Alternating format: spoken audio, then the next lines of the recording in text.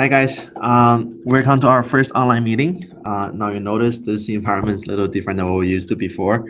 I'm using a classroom because I'm afraid that our meeting might get too loud and I don't want to annoy my neighbors in the other office. So let's get started. So for this week, if you notice that your chapter 5, chapter 6, chapter 7 are due this week, and so is your exam 1.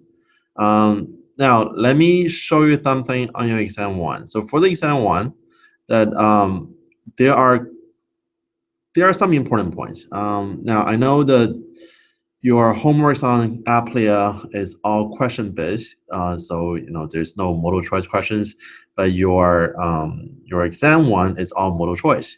Now for exam 1, there's only one try, so make sure do it right, and then I don't think there's a time frame on it, but it's still better if you finish everything in one setting. So try to finish the test in one setting. Don't save and try to come back later, because you never know. Sometimes you might lose your connection, or there might be a system glitch and you lose everything you did. So make sure to finish your exam in one setting. And then to study for the test, I have posted some reviews on Applia. So let me show you where they are. So let me do a screen sharing.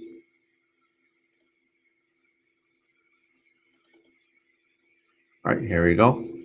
Now, once you go to your Applia home on this page, go to course online. Now, I don't know how your page is set up, but let me show you the student view. So for the student view, it's loading.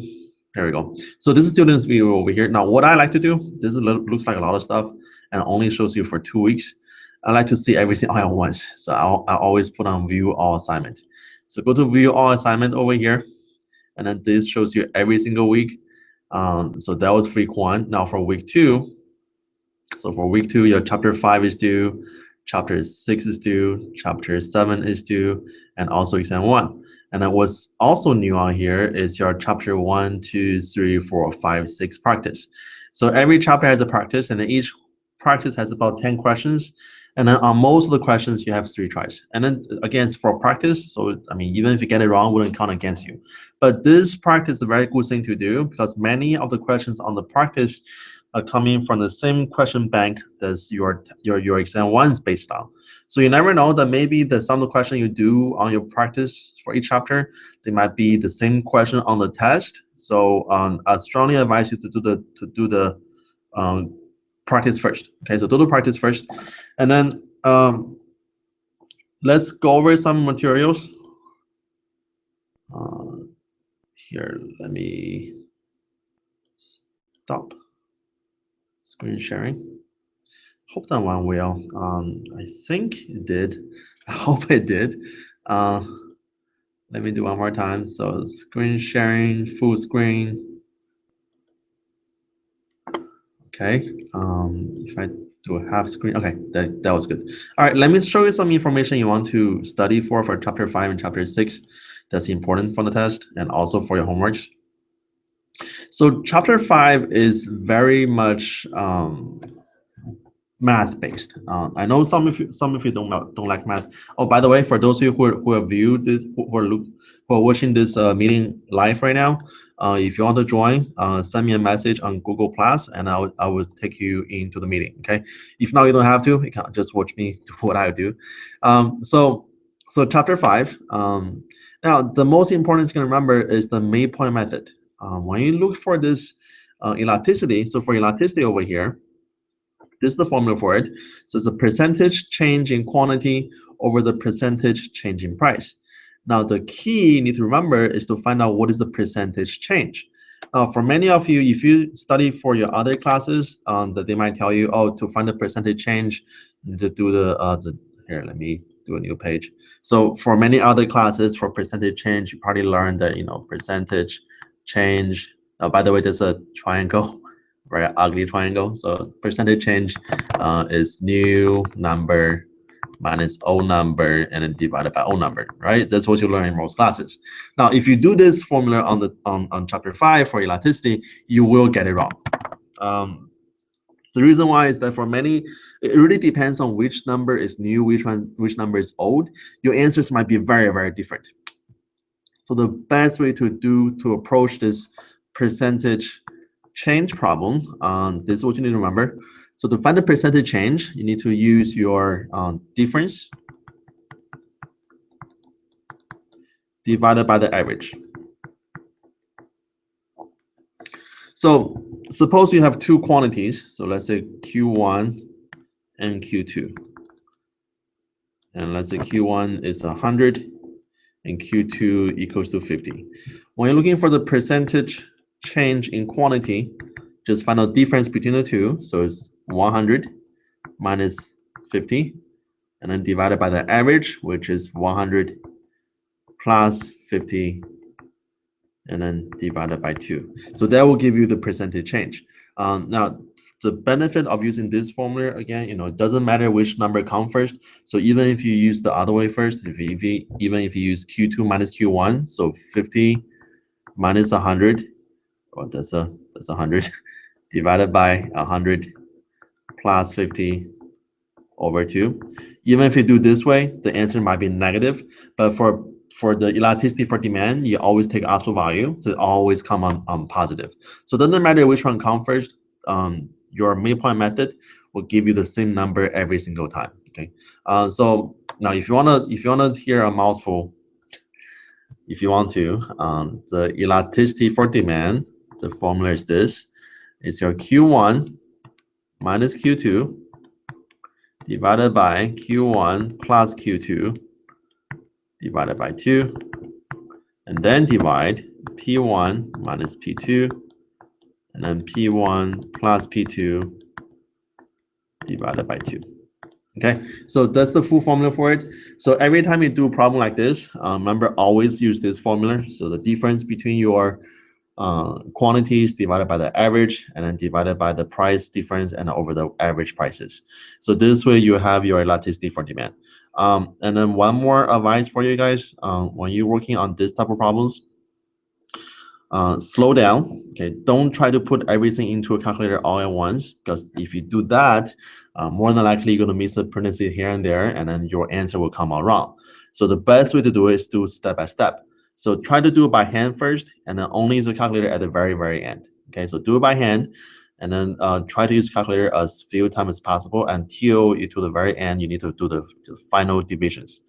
Okay, so make sure pay attention to this problem over here, and then let me see what else is important for chapter 5. Oh, okay. So there are a couple factors that can determine how elastic each good is. Now remember, elastic is how responsive consumers are to different condition change. So when price change, how does it change your behavior? When your income change, how will that change your behavior? And then so on and so on. So the first determinant for this price elasticity for demand is that depends on if the good depends on how many close substitute the good has. Now, the example in the book and also in the PowerPoint is the made comparison between breakfast cereal and a sunscreen. Now imagine that you need to buy something for breakfast, and then the price for breakfast cereal increased by 20%. Well, what else can you buy? Well, you have other choices, right? You can buy your breakfast tacos, your breakfast muffins, your bread, your oatmeals. So you have different choices. So when the price for breakfast cereal increased by 20%, and guess what? Our consumers change their behavior. So that will be a very high elasticity. So consumers are very responsive to price change. Now, if you're doing it for sunscreen, that's a different story. Now, for sunscreen, imagine you want to go to the beach, and then you want to have some sun protection. So if the price for sunscreen increases by 20%, what else can you do? Not that much, right? You can try to take a very big umbrella. You can probably try to buy some long sleeve clothes. But remember, if you're on the beach, if you have a very big umbrella, if it becomes windy, how do you carry your umbrella? And then if you wear long sleeve clothes, how do you cover your face? Right? So you don't have many choices. So sunscreen with very little choices, that our consumers, we have to buy it.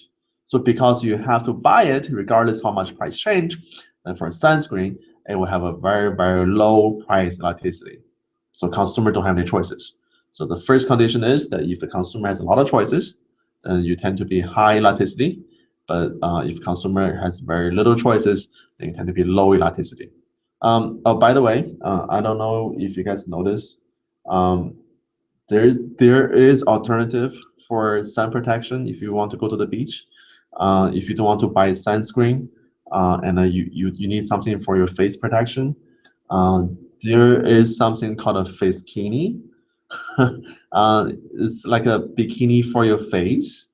Let me show you what it looks like. Okay, so it is very popular in China, in Japan, in Korea. And then you can if you go to the beach in those countries, the more than likely you'll see on the beach. Okay, so it's called face bikini. So bikini for your face. It looks like this. Okay, so it's like a ski mask. All right, but this is the bikini for your face, and it's perfect for sun protection for your face. If you want to buy it, Amazon has everything, including face bikini. So let's check for Amazon. Face bikini. There you go. So face bikini on Amazon. Oh, this one over here. So pretty low price, about $5 and free shipping. Free shipping. So if you want to spend $5, buy face bikini, perfect. Okay, good for you. All right, so that's face bikini. But again, for consumers, for at least for sunscreen protections, you don't have much choices. So you have to buy whatever the sunscreen is, and it doesn't matter what the price is. So that's the first one. And then the second one, blue jeans and clothing. Now, imagine the price for blue jeans increased by 20%. What else can you do? I mean, you can buy something else, right? So buying khakis, buying shorts, buying Speedos. So all those works. But if the price for clothing increased by 20%, what else can you do? I mean, I'm pretty sure you cannot wear your bedsheet to school. I'm pretty sure somewhere in your student handbook it says clothing is not optional. So again, this goes back to how much choice we have. So for blue jeans, consumers will have a lot of choices. We can buy all kind of other stuff. So when the price for blue jean increased by 20%, we change the behavior. We buy something else. So if the good is very narrowly defined, then this good will have a very high elasticity. And then vice versa, if the good is very generally defined, like clothing or food, for those good, they will have a very low elasticity because you don't have much choices. Okay, and then the third factor. Now imagine if you compare between insulin and Caribbean cruise, which one do you have to have? Probably insulin, right? Because insulin is for diabetic. If you're diabetic, you need insulin. If you don't, you're probably gonna die. So insulin is a necessity. But Caribbean cruise, you probably don't have to have Caribbean cruise. So when the price for Caribbean cruise increase, you go somewhere else, right? Or you do something else for vacation. But if the price for insulin change, you cannot change behavior. You're gonna pay the higher price, and then just pay the higher price. So for any good that's a luxury good, consumers tend to be more responsive or elastic. Therefore, they will have a higher elasticity. And then vice versa, for anything that's a necessity, consumers are less responsive. Then we're gonna pay the higher prices. So they will have a lower elasticity. Okay. And the last one is different between long term and short term. So this is pretty easy to think about. So imagine if the price for gasoline increase for sure for next week. So let's say for next week. Now right now what gasoline is about $1.90 or $2 per gallon. So let's say that for next week only, so for next 7 days, price for gasoline will increase to $4 per gallon. Now the change of behavior, probably not that much, right? You probably go to school at the same way. You probably go to work the same way. You probably go everywhere, shop the same way, everywhere else same way. You just pay a little more money for gasoline. But imagine if the price increase wasn't just for 1 year. Let's say the price increase was for sure for next 10 years. Okay, so if for next 10 years, then you might change your behavior. So you probably wouldn't buy the big SUV anymore. You probably trade in your truck and then get something fuel efficient. Probably buy a Prius. So anytime you have a short-term change, then consumers will tend to absorb whatever the price increases. But anytime you have long-term change, so a 10-year change, consumers will be looking for other alternatives. So what else can we do to lower the price for this good? So long-term change, you have a higher elasticity, so more responsive. Short-term change, you have a lower elasticity and less responsive. Okay. All right. So that's the factors. Let me see what else you need to know. Make sure you know this graph, this five graph over here. So the difference between your perfectly inelastic demand, inelastic demand, and a unelastic, elastic, and a perfectly elastic. So make sure you know how they look like. Make sure you know the which how much does the elasticity equal to for each one to be called elastic or inelastic. So for example, for anything that's perfectly inelastic, elasticity must equal to 0, and your demand curve is perfectly vertical.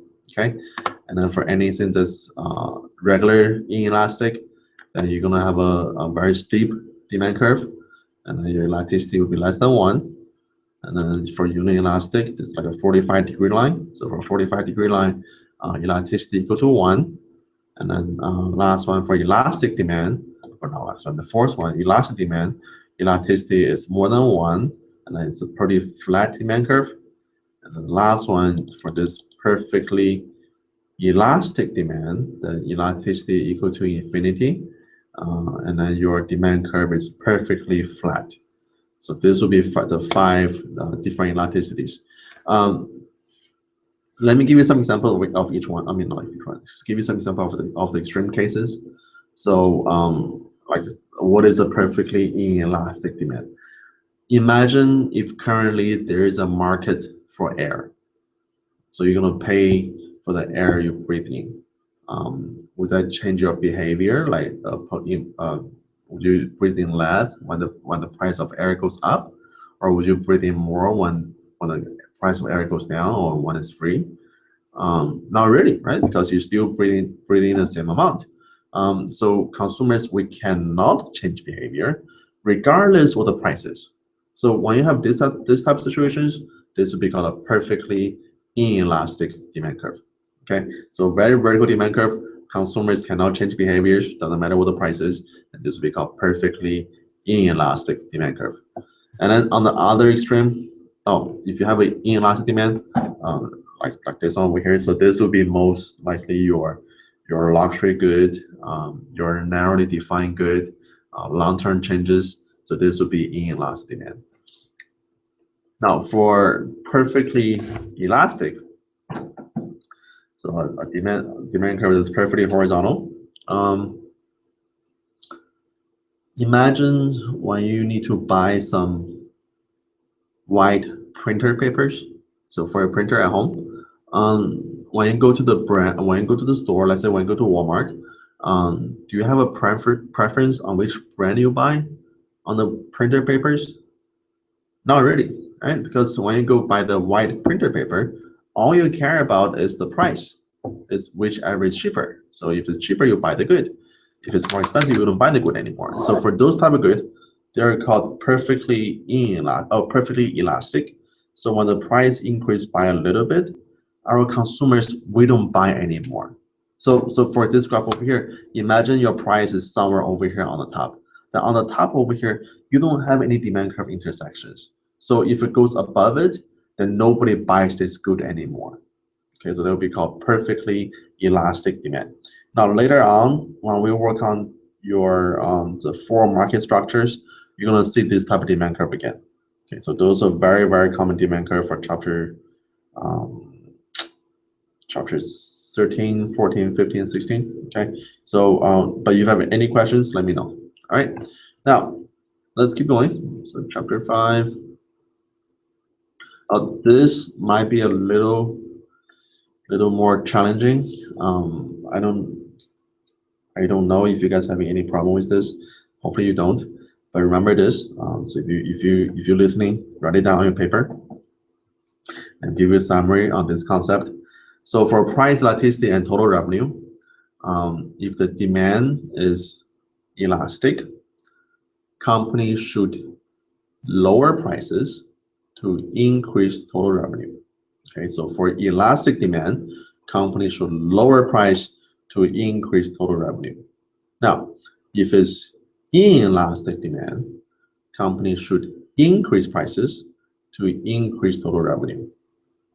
And the last one for unit elastic. For unit elastic, your total revenue is already maximized. You know what? Let me write it down. Okay. So for elastic demand,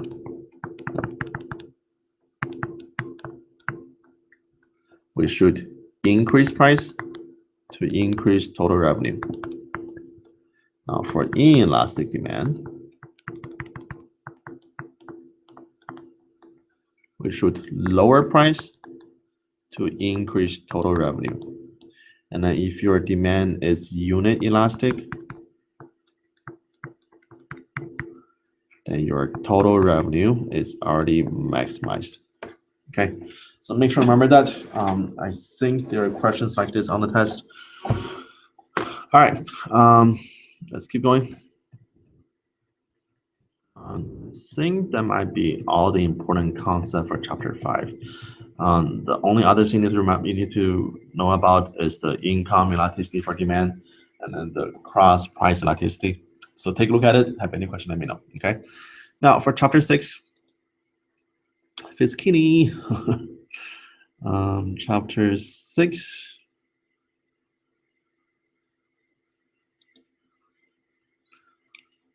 This is chapter 5. Chapter 6. Here we go. All right, so chapter 6 is on supply, demand, and government policies. So this is very much based on your chapter 4 information. So the first thing you're gonna know is what is a price ceiling and what's a price floor. So price ceiling is the maximum price you can charge on the good and service, and then price floor is the minimum price you can charge on the good and service. So example for price ceiling is a rent control.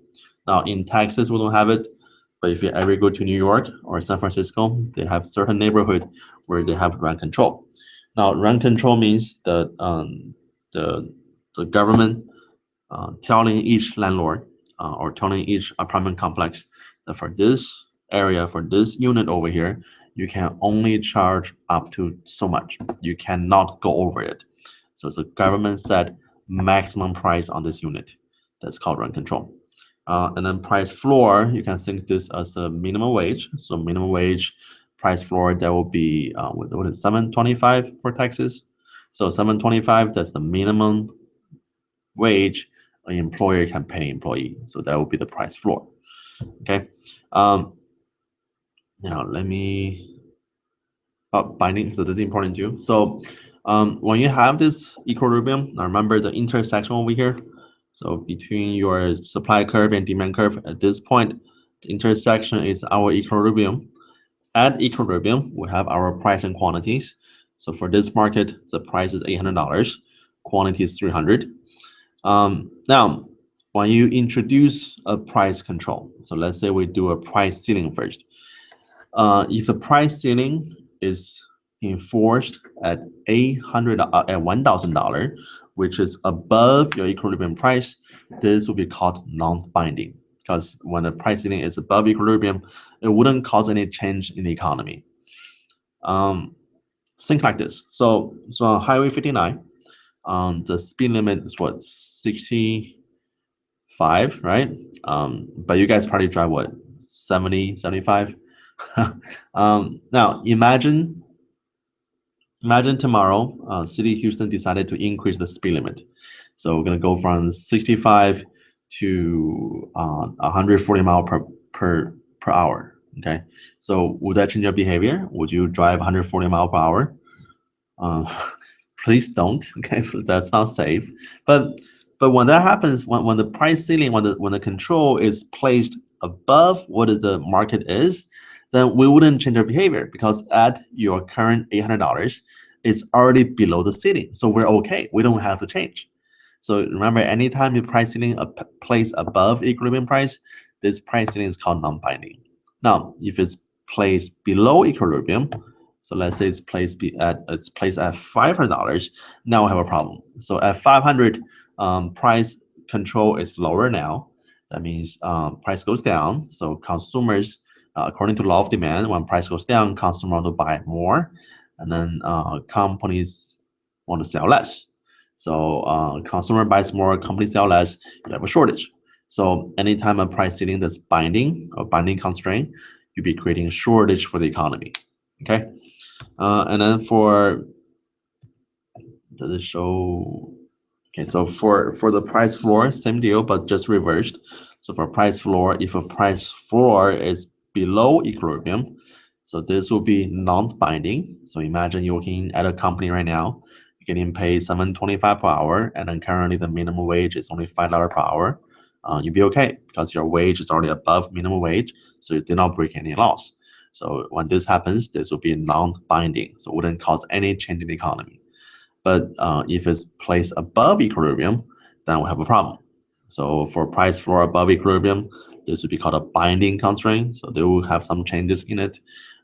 So when price goes higher, companies want to hire less people. Employees want to work more hours. So you're gonna have a more labor surplus. So I mean, this is one of the biggest argument against higher minimum wage, because you might cause more unemployment in the economy. Okay, so remember, a higher minimum wage above equilibrium, that's a binding constraint. A lower minimum wage below equilibrium, that's a what's it? God, I didn't plan. Oh, lower below equilibrium, that's not binding. Okay. All right, let's see what else is important for this chapter. Tax. So whenever you have a tax, remember this: tax is just the difference between how much buyer pays and how much seller receive. Okay, so take whatever the buyer price was minus new buyer price, and then take whatever the seller price was minus new seller price, and then those difference together, that's how much your tax is. Let me show you example over here. All right, so for this example, for the market over here, the initially equilibrium was at $10, quantity was at 500. Now let's suppose we place the tax on the buyer. Now if the tax on the buyers, then your demand curve will be shift lower.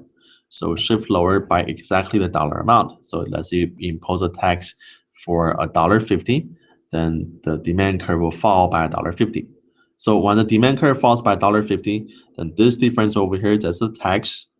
However, even though the price goes down by $1.50, even though the tax shift your demand curve down by $1.50, it doesn't mean the price will go down by $1.50, because the price coming from the intersection between your supply and demand curve. So our old price was $10, and then you see this point over here between your new demand curve and then your old supply curve. This point over here is where the new price will be. So for the new price, doesn't really show over here. So for the new price, it's going to be below. It's going to be between $10 and $8.50. So what that means for this $1.50 tax, part of it is being paid by the buyer, and then part of it is being paid by the sellers. I think that the next slide shows a better picture. Oh, here we go. This shows a better picture. So the new price is $9.50. The old price was $10. So for buyers, the new price is $11. So for buyers, buyers pays extra $1. So that's buyer tax. Now for sellers, before they were receiving $10, but now they're only receiving $9.50. So sellers, how much they receive goes down by 50 cents. So the tax on sellers will be 50 cents. So for this $1.50 tax, buyer pays $1, seller pays 50 cents, and then together the tax is $1.50. Okay, so just because you impose a tax on buyers for $1.50 doesn't mean the buyer will pay the entire amount. For the tax for this question over here, this tax is being shared by the buyer and seller together. Okay. Let's see what else is important. Nope. So that's it for chapter 6. Let me see if anybody is online right now. Want to join in the meeting. Stop screen sharing. Okay, so nobody's ready to join. Wow, I feel very lonely right now, but that's okay. All right, so guys, this is how we're gonna cover for chapter 5 and 6. Now chapter 7. Chapter 7 is fairly easy compared to chapter 5 and 6. Chapter 7 is basically finding your surpluses. So for surplus for consumers is how much money you save. Surplus for business is how much profit you make.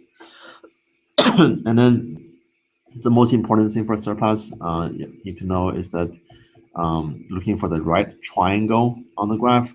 So remember the consumer surplus. Let me see if I can find a graph for you. Shows everything together.